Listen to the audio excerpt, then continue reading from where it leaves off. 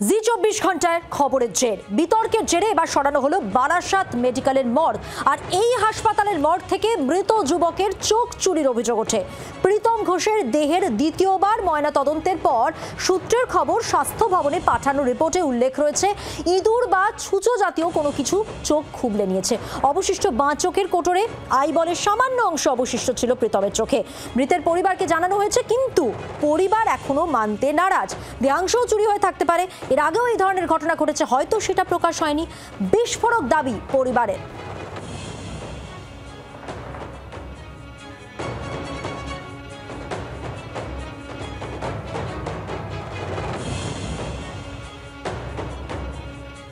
Barasat medical কলেজের medical সুপারের কি বক্তব্য এই নিয়ে শুনুন এবার।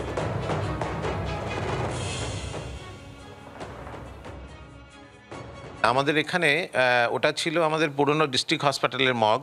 তো যখন বারাসাত মেডিকেল কলেজ নতুন হয়েছে, সেখানে নতুন একাডেমিক বিল্ডিং তৈরি হয়েছে। সেই একাডেমিক বিল্ডিংয়ের গ্রাউন্ড ফ্লোরে আমাদের morgue, forensic department, actually forensic ডিপার্টমেন্টের যে মর্গ এবং অ্যানাটমির যে ব্যবচ্ছেদ, সব ব্যবচ্ছেদের যেটা ছাত্রদের শিক্ষার জন্য ব্যবহার করা হয়, সেই ডিসেকশন, সেটা একসাথেই আছে।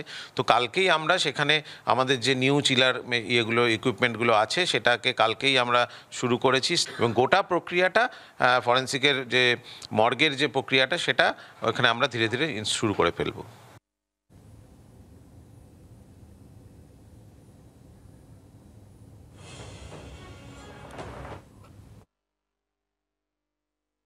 বর্তমানে আমি রয়েছি বারাসাত মেডিকেল কলেজ হাসপাতালের যে নতুন যে বিল্ডিং, সেই বিল্ডিংয়ে যে ডিসেকশন হল করা হচ্ছে, অর্থাৎ পুরনো মর্গ সরিয়ে ফেলা হচ্ছে, সেই মর্গের ছবি আমরা দেখাচ্ছি। বারাসাত মেডিকেল কলেজ হাসপাতালের কর্তৃপক্ষের তরফ থেকে যেমনটা দাবি করা হয়েছে, নতুন ডিসেকশন হল একেবারে হাসপাতালের যিনি এমএসভিবি বললেন যে এটাই নতুন ডিসেকশন হচ্ছে পুরনো যে বিল্ডিং, সেই বিল্ডিংটা সরিয়ে ফেলা হয়েছে এখানেই হচ্ছে, যাতে করে এই ধরনের ঘটনা নতুন করে না হয়, তার জন্য তড়িঘড়ি বারাসাত মেডিকেল কলেজ হাসপাতাল কর্তৃপক্ষের তরফ থেকে এই ব্যবস্থায় নেওয়া হয়েছে।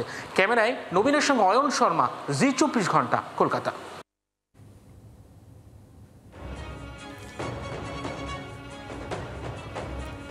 এ প্রসঙ্গে রুদ্রনীল ঘোষ, তার কি বক্তব্য শুনুন এবার। কাকলি ঘোষ দস্তিদার, যিনি এখানের গভর্নিং বডি প্রেসিডেন্ট, যিনি বকলমে এই কলেজের মালিক, নানান দুর্নীতি, নানান ঘটনা এই কলেজে চলছে। বলা হচ্ছে মেডিকেল কলেজ, কিন্তু এখনো সেখানে বহু ব্যবস্থা অকেজ। এমনকি মৃত প্রীতম বাবুর বোন বলে দিয়েছে যে এখানে মর্গে ফ্রিজিং সিস্টেম খারাপ, এবং সেটা নিয়ে আমরা প্রতিবাদ করবার, মানুষ জেগে উঠবার পর রাতারাতি মগ চেঞ্জ হয়ে গেছে। এগুলো ছোট ঘটনা।